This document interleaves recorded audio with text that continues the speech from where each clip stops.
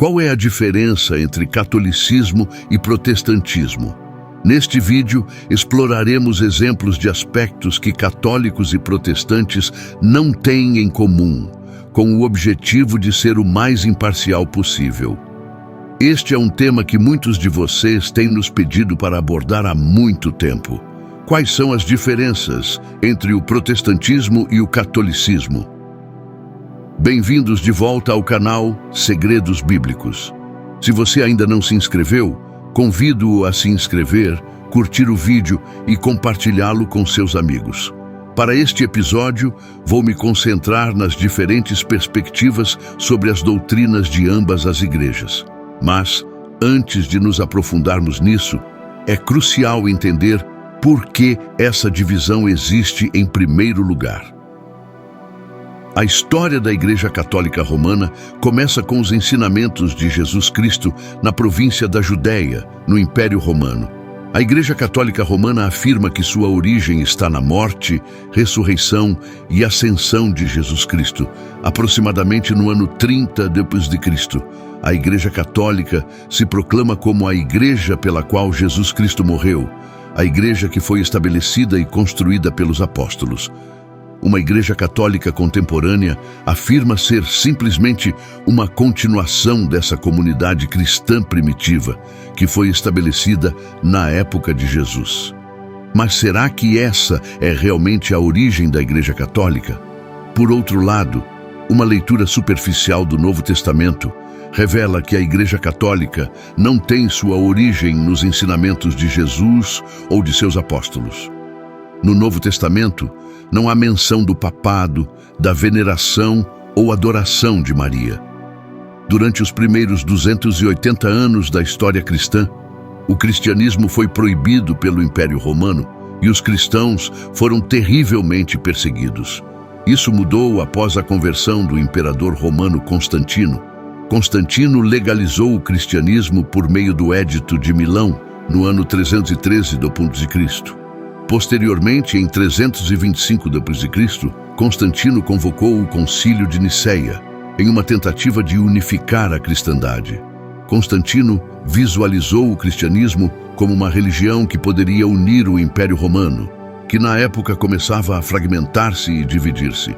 Embora isso pudesse parecer um desenvolvimento positivo para a Igreja cristã, o resultado foi exatamente o contrário. Assim como Constantino se recusou a adotar plenamente a fé cristã, continuando com muitas de suas crenças e práticas pagãs, a Igreja cristã que Constantino promoveu era uma mistura do verdadeiro cristianismo com o paganismo romano. No entanto, com o tempo, surgiram certas inconsistências na Igreja que levaram à Reforma. Essa reforma começou no ano 1517, quando surgiu um monge alemão chamado Martinho Lutero. A Reforma Protestante foi um movimento religioso que teve início na Alemanha, no século XV. O movimento buscava protestar contra as más práticas e abusos presentes nas igrejas católicas. Os principais reformadores foram Martinho Lutero e João Calvino. A reforma surgiu como consequência do descontentamento gerado pela forma como a Igreja Católica administrava a religião. Um marco da reforma foi a publicação das 95 teses de Martinho Lutero, em 1517, nas quais ele criticou principalmente o comércio de indulgências da Igreja. Lutero exigiu que, em vez de alcançar a redenção dos pecados com dinheiro, o crente deveria demonstrar um arrependimento interior. Martinho Lutero começou a protestar contra a Igreja Católica e, mais tarde, seus seguidores foram chamados de protestantes. Muitas pessoas e governos começaram a adotar as novas ideias protestantes, considerando que estas estavam mais em conformidade com o que a Bíblia realmente ensinava, ao contrário das práticas da Igreja Católica Romana. No entanto, ainda houve quem permanecesse fiel à Igreja Católica, o que levou a uma divisão que perdura até hoje. A seguir, temos uma das diferenças mais notáveis. Os católicos têm um Papa, que é considerado o Sumo Pontífice Romano, vigário de Cristo, sucessor de São Pedro no governo universal da Igreja Católica, da qual é a cabeça visível e pai espiritual de todos os fiéis.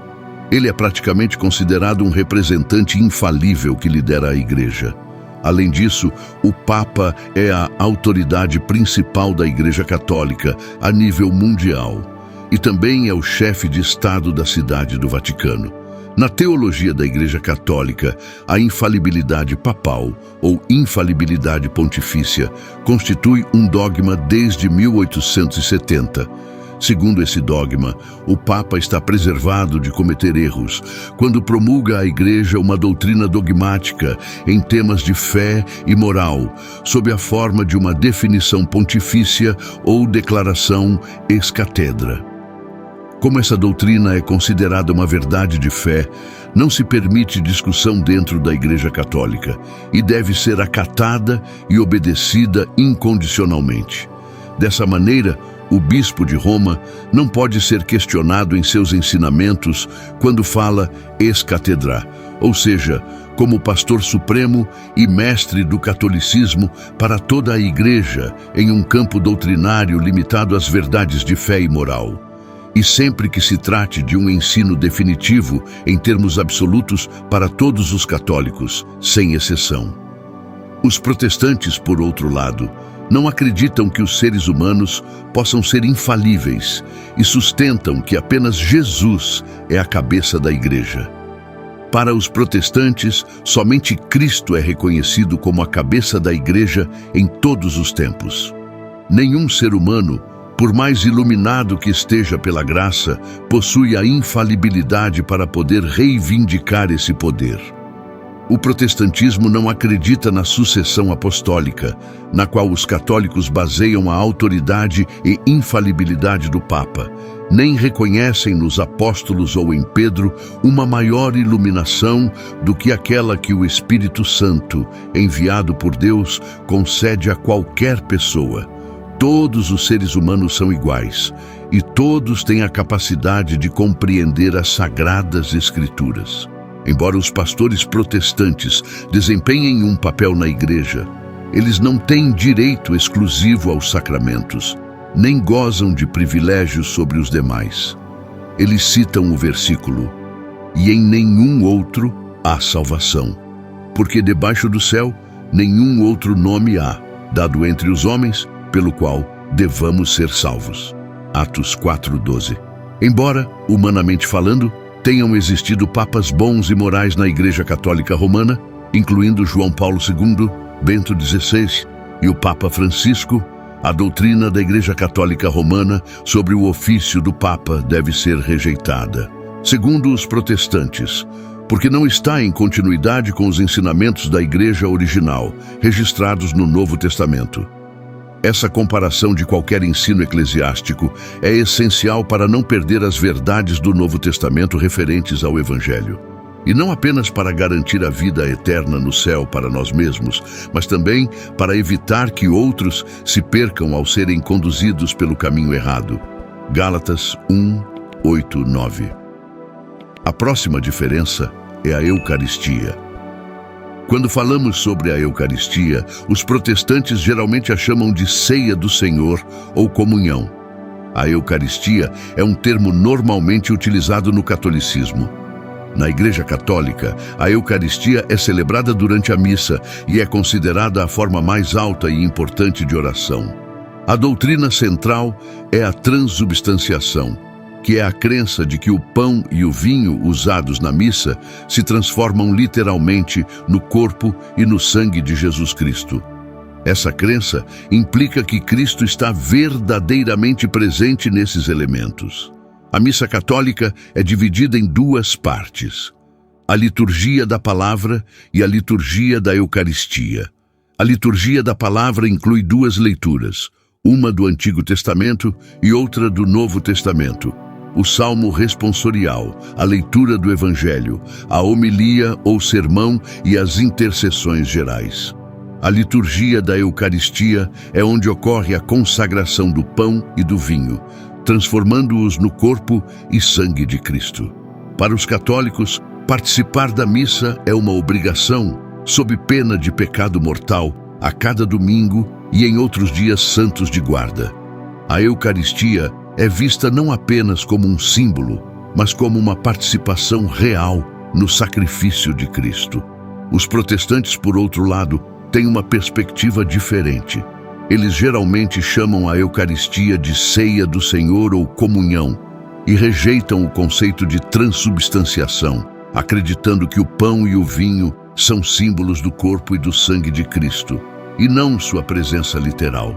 Para eles, a ceia do Senhor é uma comemoração da morte de Jesus e de seu sacrifício. Segundo os protestantes, Cristo não precisa ser sacrificado novamente. Eles citam passagens como Hebreus 7:27, que declara: Ele não tem necessidade, como aqueles sumos sacerdotes, de oferecer diariamente sacrifícios, primeiro por seus próprios pecados e depois pelos do povo, porque fez isso de uma vez por todas, oferecendo-se a si mesmo. De forma semelhante, 1 Pedro 3,18 diz: Pois também Cristo sofreu pelos pecados uma vez por todas, o justo pelos injustos, para conduzir-nos a Deus. A morte de Cristo, uma única vez na cruz, foi suficiente para expiar todos os pecados, portanto não precisa ser reoferecido. Para os protestantes, a Eucaristia é uma forma de recordar e receber o sacrifício de Cristo pela fé, e não uma reoferta de seu sacrifício. Comer a carne de Cristo e beber seu sangue são símbolos da aceitação completa de seu sacrifício em nosso favor, pela graça, através da fé. Diferença na oração aos santos. Uma diferença significativa entre o catolicismo e o protestantismo é a prática da oração aos santos. Os católicos romanos acreditam na oração intercessora aos santos. Os santos são pessoas consideradas santas que já faleceram e, segundo a doutrina católica, podem ser invocadas em oração, além de se rezar diretamente a Jesus e a Deus Pai.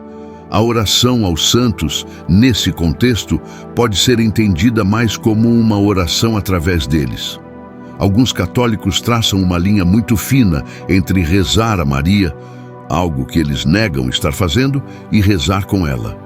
Afirmam que uma oração dirigida a Maria ou aos santos é simplesmente uma forma de pedir às pessoas no céu que intercedam por aqueles na terra, semelhante a pedir a alguém na terra que ore por nós. Os católicos admitem abertamente que oram a Maria e aos santos. O Catecismo da Igreja Católica Romana, segunda edição, é claro quanto ao fato de que as orações na terra podem ser dirigidas a Maria. Quando oramos a Maria, unimo-nos a ela no plano do Pai, que envia seu Filho para salvar todos os homens. Assim como o discípulo amado recebeu em sua casa a mãe de Jesus, que se tornou a mãe de todos os viventes, podemos orar com ela e a ela. Existem muitas orações católicas dirigidas a Maria, como a Lembrai-vos, Memorare, que se dirige diretamente a ela, e a oração tradicional Salve Rainha, que a chama de Clementíssima Advogada. Os católicos consideram Maria e os santos como intercessores perante Deus, acreditando que um santo glorificado no céu tem um amor perfeito e um acesso mais direto a Deus do que os pecadores terrenais, o que torna suas orações mais eficazes. No protestantismo, não há equivalente a essa veneração dos santos. Os protestantes enfatizam que qualquer pessoa pode ter acesso direto a Deus na oração, sem a necessidade de intermediários. Para eles, orar aos santos é completamente antibíblico. Hebreus 4,16 diz que os crentes têm acesso direto a Deus. Aproximemo-nos, pois, confiadamente do trono da graça. Além disso, 1 Timóteo 2,5 declara: Porque há um só Deus e um só mediador entre Deus e os homens, Cristo Jesus, homem. Segundo a doutrina protestante, não há mais ninguém que possa mediar por nós perante Deus. Para os protestantes, é um erro pensar que Deus ouvirá e responderá às orações dirigidas, por exemplo, a São Judas, a Virgem Maria ou a Santa Rosa de Guadalupe, mais do que as nossas próprias orações. As Escrituras ensinam que a oração feita com fé, de acordo com a vontade de Deus e com um coração redimido, será ouvida. Um exemplo é o profeta Elias.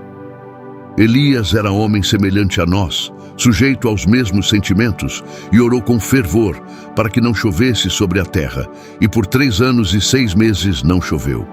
E orou outra vez, e o céu deu chuva, e a terra produziu o seu fruto. Tiago 5, 17, 18. Não há nenhuma referência nas Escrituras que apoie a oração a qualquer outra pessoa além de Deus. Segundo os protestantes, Jesus, nosso único intercessor, é suficiente para mediar por nós perante Deus. Somente Deus pode ouvir e responder às orações. Por favor, deixe nos comentários o que você pensa sobre a oração aos santos. Outra diferença fundamental entre o catolicismo e o protestantismo é a questão da autoridade nas igrejas. A Igreja Católica Romana se proclama como a voz contínua de Deus na terra e sustenta que a Bíblia está completamente sob sua autoridade suprema. Devido a isso, a Igreja Católica Romana acredita que pode incluir muitas tradições junto com o que ensina a Bíblia. Um exemplo claro disso é a declaração do Concílio Vaticano I. Não é apenas da Sagrada Escritura que a Igreja Católica Romana obtém sua certeza sobre tudo o que foi revelado.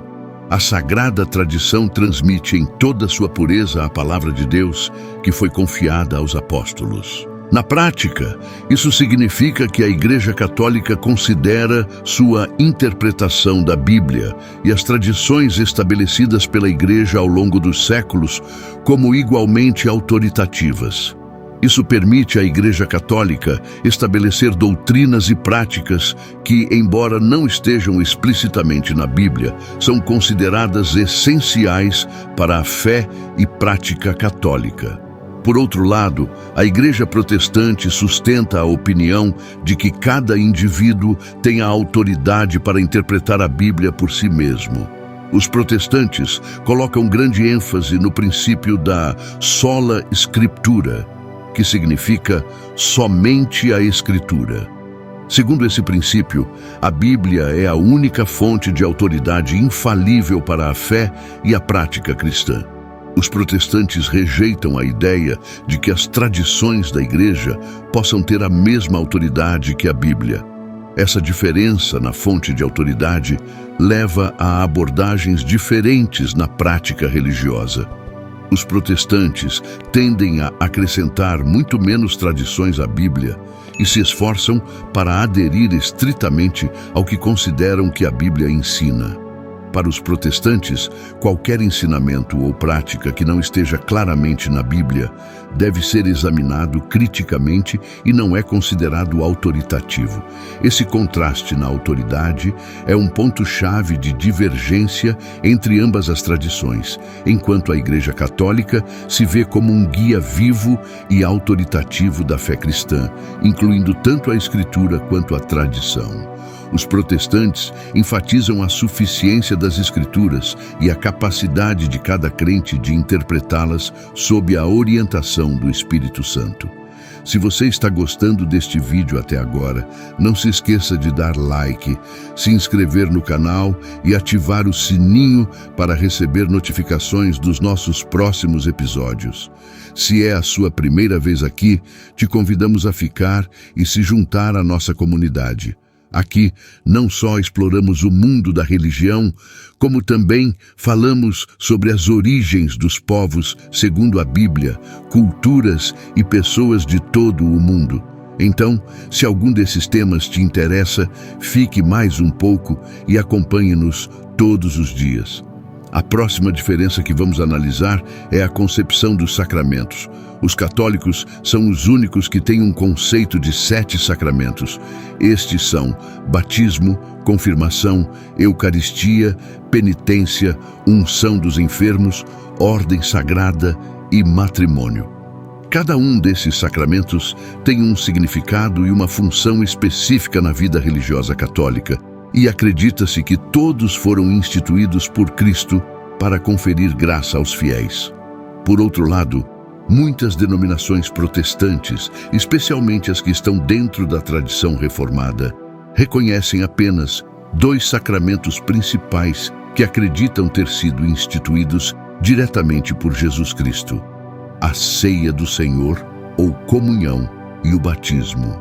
Segundo o Catecismo da Igreja Católica, o batismo com água é o primeiro sacramento e dá acesso aos demais sacramentos necessários.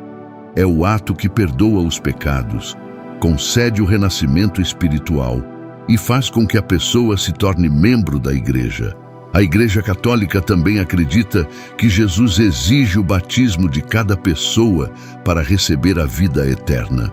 Os católicos veem o batismo como o meio pelo qual se recebe o Espírito Santo e o chamam de a porta para a vida no Espírito. Os católicos praticam o batismo infantil, considerando-o um presente da graça de Deus. Os infantes e as crianças pequenas são batizados na fé da Igreja. Em relação às crianças que morreram sem batismo, alguns católicos acreditam que elas vão para o limbo, um lugar na fronteira entre o céu e o inferno. No entanto, o limbo nunca foi um ensinamento oficial da Igreja. Oficialmente, a Igreja só pode confiar essas crianças à misericórdia de Deus e esperar que haja um caminho de salvação para elas. No protestantismo, o batismo não tem eficácia intrínseca em si mesmo, servindo apenas para manifestar a fé do batizando, que deve acessar o sacramento após ter sido preparado por meio de uma formação doutrinária. Os protestantes praticam o batismo por imersão, como ensinou João Batista. Para eles, o batismo não é o que concede a salvação. Em vez disso, é um ato de obediência que segue a fé.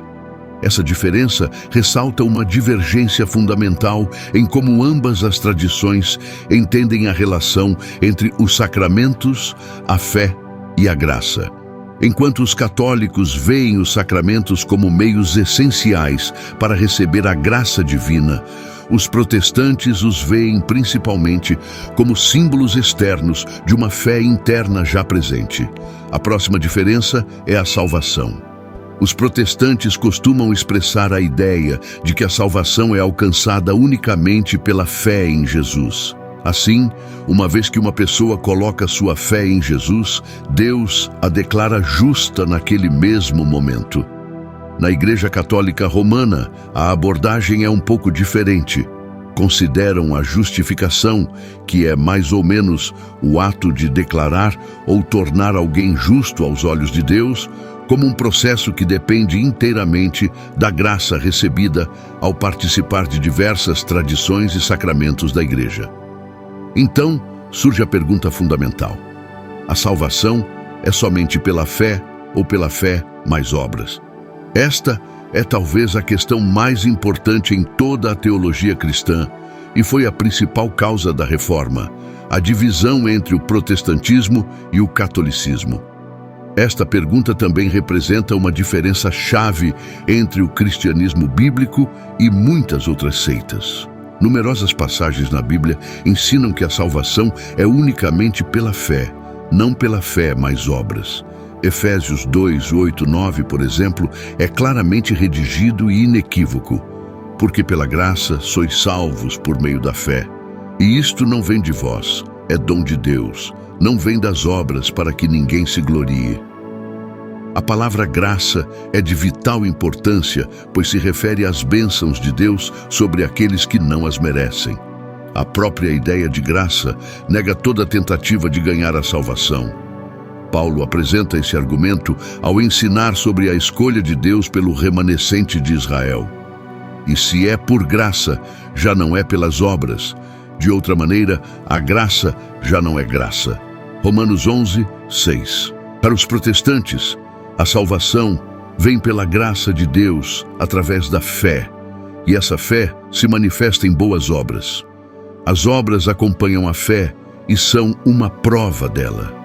Não podemos dizer que somos salvos por nossas próprias obras, por mais meritórias que nos pareçam. Nos salva unicamente a obra de Cristo em nosso favor. Sua morte e ressurreição são as obras que nos salvam. Recebemos nosso Salvador pela fé. João 1:11-12. Em resumo, enquanto os católicos acreditam em um processo de justificação que inclui fé e obras, os protestantes enfatizam a salvação pela graça através da fé, excluindo as obras como meio de justificação. Esta diferença não é menor, mas fundamental para entender as distintas teologias e práticas de cada tradição. Deixe-nos nos comentários sua opinião a respeito. Você acredita que a salvação é só pela fé ou também pelas obras? Gostaríamos muito de saber seu ponto de vista. Bem, passando agora à próxima diferença, temos o sacerdócio. No protestantismo existe uma espécie de estrutura horizontal do que chamam de sacerdócio universal. Nesse contexto, praticamente todo mundo é sacerdote. Frequentemente se cita a escritura de 1 Pedro 2:9, que diz: "Mas vós sois a geração eleita, o sacerdócio real, a nação santa, o povo adquirido, para que anuncieis as virtudes daquele que vos chamou das trevas para a sua maravilhosa luz." Isso significa que não é uma classe específica de pessoas, mas sim um grupo distinto que encontrou favor aos olhos de Deus. No catolicismo, o sacerdócio é completamente diferente. Os sacerdotes são uma classe de ministros ordenados com autoridade para perdoar e reter o perdão através dos sacramentos, assim como por meio da penitência e outras tradições católicas. Os católicos acreditam que os sacerdotes atuam na pessoa de Cristo e têm o poder de administrar os sacramentos, incluindo o perdão dos pecados e a celebração da Eucaristia. Os protestantes, por outro lado, sustentam que as Escrituras não ensinam o conceito de confessar os pecados a um sacerdote. Na interpretação protestante, devemos confessar nossos pecados diretamente a Deus, como mencionado em 1 João 1:9. Se confessarmos os nossos pecados, Ele é fiel e justo para nos perdoar os pecados e nos purificar de toda injustiça.